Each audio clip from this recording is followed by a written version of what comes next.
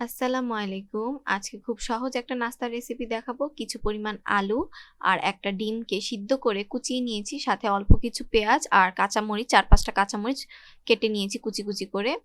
এখন সেগুলোকে সামান্য একটু স্বাদ মসলা দিয়ে, লবণ দিয়ে, সরিষার তেল দিয়ে ভর্তা করে নিব। আর পাশাপাশি আসো আমার সসটা রেডি করে নিই। আমি টমেটো সসের কেচাপ ২ চামচের মতো নিয়েছি। আমের সস নিয়েছি ৩ চামচ।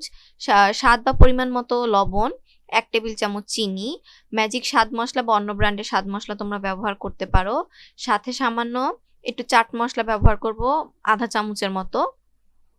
আমি এখানে চামচ দিয়ে মাপিনি, বাট চোখের আন্দাজে তোমরা বুঝে নিও ১/২ চামচের মতো আমি চাট মসলা ব্যবহার করব। এতে না ফ্লেভারটা খুব ভালো আসে।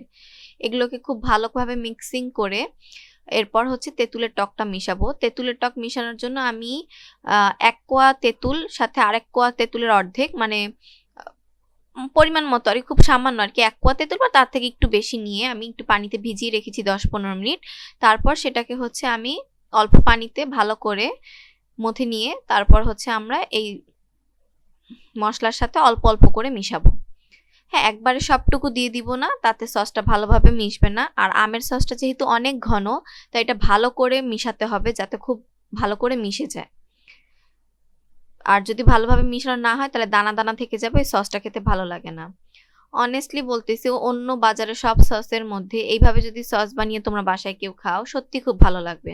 না বেশি টক, না বেশি ঝাল, না বেশি মিষ্টি, কোনো রকমই না, খুবই মজা হয়। মানে একটা খুব সুন্দর একটা ফ্লেভার পাওয়া যায়। তো মানে না বলা যাবে তেঁতুলের চাটনি, না বলা যাবে টমেটো কেচাপ। সসটা খুবই সুন্দর। তোমরা যদি কেউ বাসায় ট্রাই করে খেয়ে দেখো, যে কোনো ভাজা পোড়ার সাথে খাওয়া যায়, নুডলসে দেওয়া যায়। আমি নুডলসে এই সসটা ব্যবহার করি। যে কোনো ধরনের খাবারে খেতে পারো। তো তোমরা যদি কেউ বানিয়ে থাকো কমেন্ট বক্সে জানাবে। আর আর কিছু পরিমাণ পেঁপেকে আমি একটু গ্রেড করে নিয়েছি, গ্রেট মেশিনে একটু কুচি কুচি করে কেটে নিয়েছি যাতে দিতে সুবিধা হয়।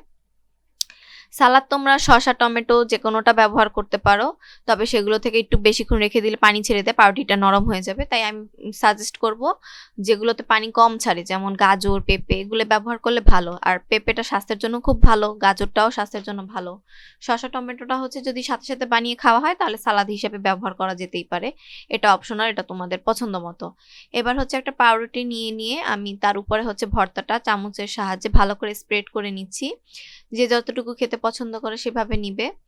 নেওয়ার পর হচ্ছে আমরা ১ থেকে ১.৫ টেবিল চামচের মতো সস দিব। বেশি সস দিব না, কারণ পাউরুটিটা এখানে সসটা শুষে নিবে না। আবার ডিরেক্ট পাউরুটিতেও আমরা সসটা ব্যবহার করব না, তাতে পাউরুটিটা নরম হয়ে যাবে। তো আমরা এভাবে অল্প একটু স্প্রেড করে তার উপরে হচ্ছে আমরা পেঁপের কুচিটা আমরা একটু দিয়ে দিব পরিমাণ মতো, অল্প বেশি যে যেরকম খেতে পছন্দ করো। দিয়ে তারপর হচ্ছে আরেকটা পাউরুটির পিসটাকে উপরে দিয়ে ভালো করে চাপ দিয়ে দিব। এখন এই পর্যায়ে এসে অনেকে হচ্ছে কি এই সালাডটা অ্যাভয়েড করে শুধু পাউরুটিটা দিয়ে ডিম দিয়ে অনেকে ভাজে তেলে। তবে তেলে ভাজা খাবার যেহেতু স্বাস্থ্যের জন্য খুব একটা ভালো না, তাই আমি মনে করি ভাজার চাইতে এভাবে ডিরেক্ট খাওয়াটা অনেকটা হেলদি। এটা চাইলে বাচ্চাদের টিফিনেও দেওয়া যেতে পারে। খুবই ভালো, বহনযোগ্য এবং পুষ্টিকর একটা খাবার। ধন্যবাদ সবাইকে। আশা করি তোমাদের ভিডিওটা ভালো লেগেছে।